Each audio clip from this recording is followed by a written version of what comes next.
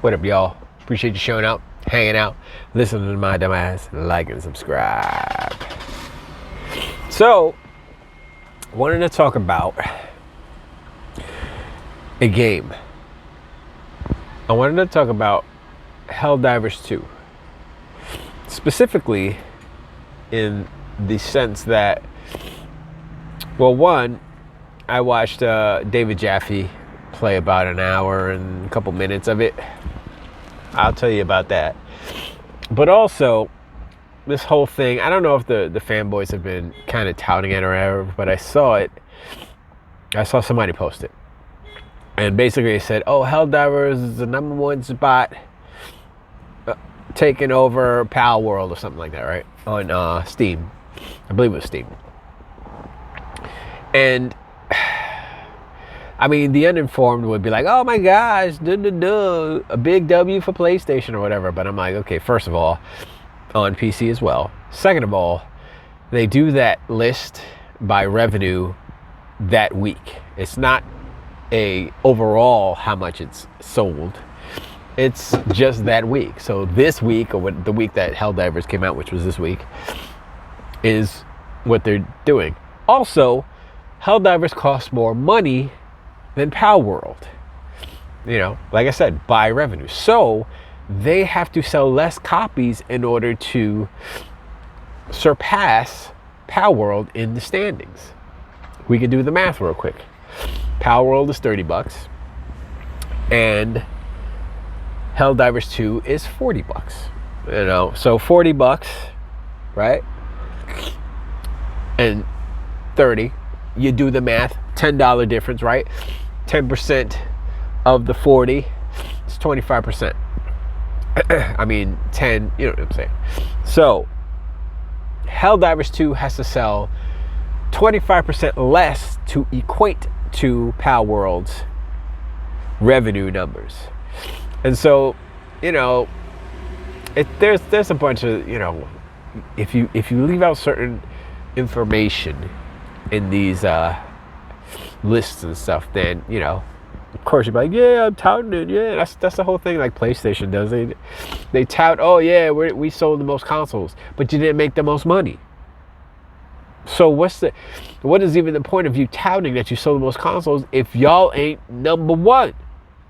Like, where it matters, #1. Like, oops, your console business may go out of business because you're not actually #1. You're not making that money. Anyway, sorry, tangent. And sorry, I'm congested. I had the allergy sneezes today. I don't have the vid. And so that's that. You know, the numbers is like, and Palworld is still on the top 10. Obviously, it's the number 5, I think, or something like that. But below, I forgot what it's below, but it's still up there in the top 10. And I was like, oh, well, yeah, sure. And it's been out for a while, so the fact that it's still up on the list, and it doesn't make as much money because it's cheaper. Come on, son. Palworld is undeniable. It's over 12 million on Steam alone. If they just did it by raw revenue, how much the games make, of course Palworld is #1 over Helldivers 2. But like I said, it's only that week's numbers. Anyway, so David Jaffe played it. I'm not gonna say he played it incorrectly. There is no way to play a game well, I mean, sure, but if you're gonna play it honestly and earnestly, then, you know, you're trying to play the game, you're trying to get onboarded by the systems that it is represented. And he had some troubles getting onboarded, and he had some troubles with the controls as far as how it's laid out on that goofy ass PlayStation 5 controller, because that's what he was playing it on. I'm gonna be honest, I saw the graphics and I'm like, it looks like a really good PlayStation 4 game. I'm gonna be real. Like the best PlayStation 4 game ever. That's what Helldivers 2 looks like. And I'm like, why does it look, I know it's like 60, I believe it's 60 frames. So I'm like, okay, well, 60 frames, whatever, it's steady. It doesn't have any performance issues per se. Not that I saw. He died a whole bunch. And I was looking at it, and the one thing that stood out was the music. I was like, okay, that music, the main theme is dope, but I forgot it already, which is, I mean, just because I just forgot it, but it's very catchy and it's cool, but they play it so much that I was like, okay, after an hour, I am really it's gonna get played out, you know. But it's a good song. It like really encapsulates, and it captures the feeling and essence of what the game is. Basically, it's Starship Troopers without the branding. You know, that's what the game is. And they have the whole camp and everything. A big announcer like, "Oh, you guys are get the acronym." I'm like, okay, sure, y'all are doing it. So, I mean, I'll give it to y'all, but I don't know how, because he was like, I have to play with people to see if this is a good game or whatever. Because he was playing it alone. And he was like, you know, he kept dying, and it was a little frustrating because he was like almost at the end, and the big crab monster would kill him and stuff. And like, you know, and it's kind of goofy. It's like you're almost at the extraction point and you die, and then they shoot down another Helldiver for you to just go to get the extraction point to whatever. But like I said, you know, graphics, they're all right. It's nothing crazy. I mean, he did highlight some animation blending issues inside of the base. Basically, he's in there and he's talking to the one lady, and she's like blah blah blah blah blah, right? And they all kind of look weird, like they're like dead-eyed, and they're like super robotic and stuff. And basically, after she does her little cycle, she goes back to her like idle animation, but the idle animation is off as far as where it starts. Like the blending isn't right, because where it ends, like where the bespoke animation ends and it goes back to like the idle animation set, it's off, like as far as I think height wise or something. So you see it like jump. It's like she's like blah blah blah blah, and it goes boop, and it like pops back, like pops up into like the coordinates are off or something like that. As how I saw it, that's what it looked like to me.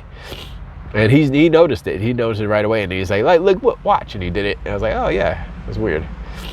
But you know, like little stuff like that isn't a big deal. It would be a big deal if this wasn't a Sony PlayStation console exclusive. And they have set themselves up to be critiqued when a game isn't super duperly duper polished. That's what they're known for. So, and he said, well, look, if this game was cheap and it didn't take that much to make, then I can overlook all these jankiness. He said janky. He can overlook the jank. And I'm like, he's got a point, as long as the game is fun. And I'm looking at it and I'm hearing how he's getting frustrated. I'm like, is it really fun? I wasn't exactly sure if it was fun. So I was like, you know, I'm gonna keep watching. I mean, I would say that the sound effects are really good. The bullets, the guns are okay. They're not bad, but they're also not like, oh wow. Because they, like, I think Call of Duty and Halo Infinite really have good sounds. Like Halo Infinite, that's one thing. I mean, people don't really talk about it, but there's something to be said about like kind of warm, muffled, like oof, feels juicy, you know. But like Helldivers is just like pow pow pow. It's like kind of how they EQ'd it. It's really bright, a lot of mids in there. But you know, when you get the lows and the highs just right, and if you can feel like the boom a little bit, and there's an art to EQing bullet sounds. Trust me. And I don't think they quite got it right. It's not bad, like I said, it's not bad, but it's not as good as like Call of Duty or Halo Infinite. I'll say those two. But I mean well, I forgot what they're called, the bugs. I didn't see that much because he didn't play that much, an hour or so.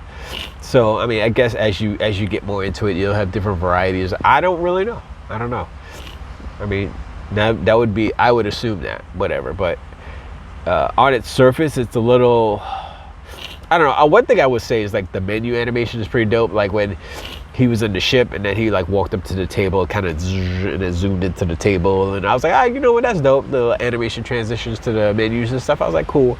But at the same time, I saw that it looked a little busy, if you will. Like I was looking at it, I was like, there's a lot of stuff on the screen. And there's something to be said about okay, you could have stuff on the screen. Obviously, you want to convey information, but but there is something about having too much, you know. I think I saw there was one point where the game is like trying to tell you to do something while you're inside of while you're in the no, he was actually playing on the world, and there was like stuff flashing up, and then he was like, oh, there's different currencies for, you know, oh, this is the in-game currency, this is the real world currency, purple and some other color or something like that. And I was like, ugh.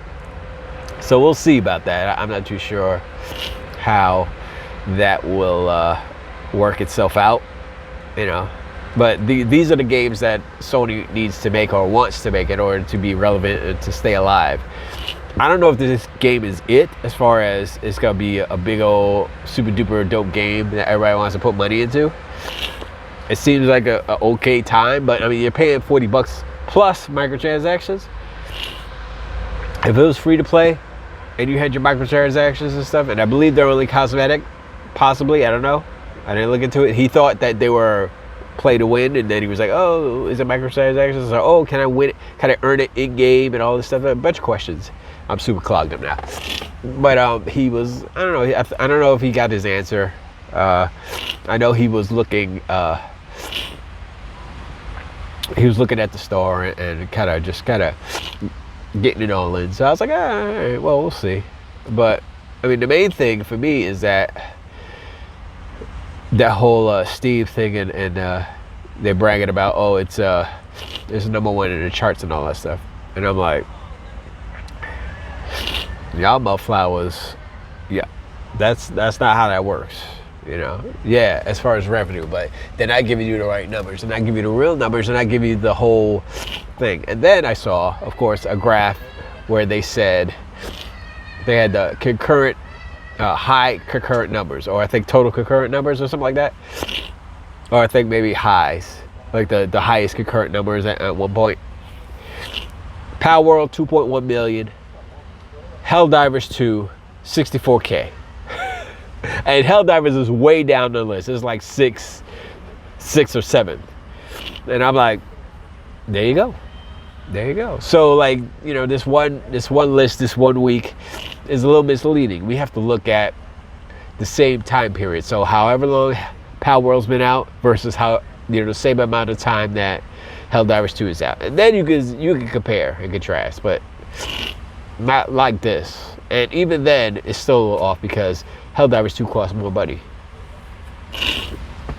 Oh well. And the fact that Palworld was on Game Pass, because I didn't buy Palworld, I played it on Game Pass. So the 7 million that played it on Game Pass still outperformed Helldivers like by a lot. Anyway, I'm sorry, I was super clogged up. I can barely breathe. But I appreciate y'all hanging out. Like and subscribe. I think I'm gonna do another video. I think I'm gonna do a video about the craziness in the whole Xbox rumors and stuff. Specifically about specific Xbox fanboys that have lost their GD mind. Maybe. I'll think about it. But anyway, I appreciate y'all. Let me know in the comments below what you think about this whole Palworld versus Helldivers 2. If you guys watched David Jaffe's video on Helldivers 2, what you think about the game initially. I almost turned it off because he took like 20 minutes in the tutorial. I'm like, and he was like, wait, how come this ain't working? I was like, this is so kind of boring a little bit, kind of, sort of. But I was like, it's a tutorial, let's give it a little time. The actual game itself wasn't much better than the tutorial, only in that you were in an environment that looked okay and you're running around like, okay. And he was like, oh, I wish the guy would run faster. And he was comparing it to Returnal. So I was like, oh, okay, well, that's a good comparison, I guess. But anyway, I'm super clogged now. But I appreciate. And I'll talk to y'all next time. And blah, blah, blah, blah, blah. Yeah. And to the wait.